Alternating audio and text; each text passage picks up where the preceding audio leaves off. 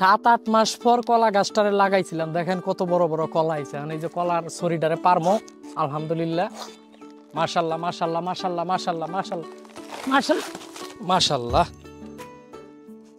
কলা পইরা গেল গা, দেখি একটা পড়ছে, মাশাল্লাহ। দেখেন কত বড় কলার ছড়ি। কয়টা কলা নষ্ট হয়েছে? 1টা 2টা 3টা 4টা। যাই হোক, এখন কিচ্ছু করার নাই। দেখেন কলার সাইজ গুলো কি, আলহামদুলিল্লাহ আলহামদুলিল্লাহ। 7-8 মাস পর দেখেন কত বড় কলার ছড়ি নিয়ে এলাম, গাছের মধ্যে ধরছিল। এই কলা খাইলে শুধু পুষ্টি আর পুষ্টি। দেখেন কলার সাইজ কি, বিশাল বড় বড় সাইজ। আমি কোনো সময় ভাবতেও পারি নাই যে এত বড় একটা কলার ছড়ি হবো আর এত বড় বড় কলা হইব। বাজারের কলা আর হইলো নিজে গাছ বুইনা কলা খাওয়া অনেক তফাৎ। দেখেন কত বড় বড় কলা। এই কলা বাজারে 50টা লিউ দিব না। এই কলার সাইজ গুলা দেখছেন? এগুলো কিন্তু সবরি কলা, মাশাল্লাহ, কত বিশাল বড় বড় কলা। এই জন্য আমি তো বাজারে কলা খাই না, আমি এই যে গাছ লাগাইয়া 6-7টা করে গাছ লাগাই, 8-10টা করে, একটার পর একটা করে ছড়ি ফাঁকে, আর ওগুলো পাইরা খাই। দেখেন বিশাল বড় বড় কলা। আপনারাও যদি আমার মতন এরকম কলা খাইতে চান তাহলে গাছ লাগাইবেন, কারণ বাজারের কলাগুলা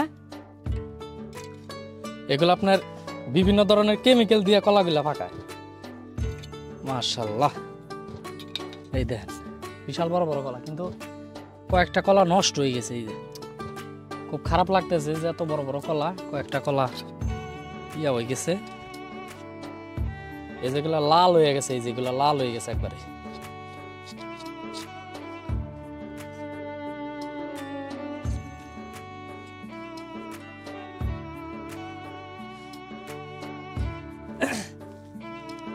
বাজারের কলাগুলো আমরা অনেক সময় পুষ্টির জন্য খাই, আসলে কি ওগুলো পুষ্টিহীনতার কাজ করে? আমার মনে হয় না, কারণ বাজারের কলার মধ্যে প্রচুর পরিমাণে কেমিক্যাল ব্যবহার করা হয়। দেখা গেছে যে কলাগুলো আপনার পাড়ার উপযুক্ত হয়ই না, কিন্তু কিছু অসৎ ব্যবসায়ী টাকার জন্য মানে কলাগুলা বাড়তে হয় না, তার আগেই পাইরা আপনার জাগ দিয়া বিভিন্ন ধরনের কেমিক্যাল দিয়া তারপর কলাগুলা পারে।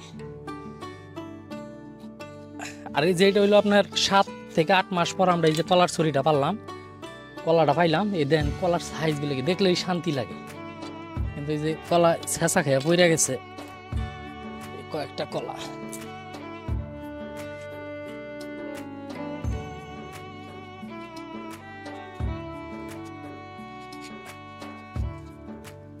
আলহামদুলিল্লাহ। কয় ফানা কলা হয়েছে? 1টা 2টা 3টা 4টা 5টা 6টা 7টা 8টা 9টা 10টা, টোটালে 10 ফানা কলা হয়েছে।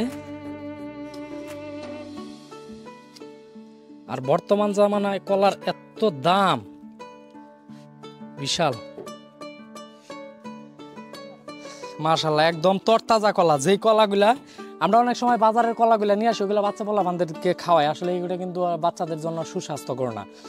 বাচ্চাদের কলা খাওয়াইতে গেলে দেখা গেছে যে আপনার বাসায় 2-4টা কলা গাছ, মানে যেরকম সবরি কলা গাছ লাগাই রাখবেন, 7-8 মাস পর কলাগুলা পাইবেন, ওইগুলো একদম নির্দ্বিধায় বাচ্চাদেরকে খাওয়াইতে পারবেন। এই যে যেমন ধরেন এই যে কলাগুলো, এগুলা খাওয়াইতে কোনো সমস্যা নাই, কারণ এইগুলা আমরা এখন জাগ দিয়ে রাখবো, অটোমেটিক 5-6 দিন পর পাকবো কলাগুলা, তখন আমরা যে কেউ খাইতে পারবো। আর এই কলাগুলা দেখা গেছে ভিতরে বিচি থাকবে না। বাজারের কলা যেগুলো, ওগুলো ভিতরে বিচি থাকে, ওগুলো খাওয়া যায় না, কোষ্টা লাগে। আর এই কলাগুলা দেখা গেছে যে কোনো প্রকার কোনো মেডিসিন দিব না, দেখা গেছে যে এই কলাগুলা মইজা গেছে, খাইতেও টেস্ট লাগবে, স্বাদ লাগবে। আপনারাও চাইলে আমার মতন এরকম কলা গাছ লাগাইয়া নিজেরাই কলা খাইতে পারেন। তো যাই হোক, আপনারা যে যেখানেই থাকেন ভালো থাকেন, সুস্থ থাকেন। আল্লাহ হাফেজ।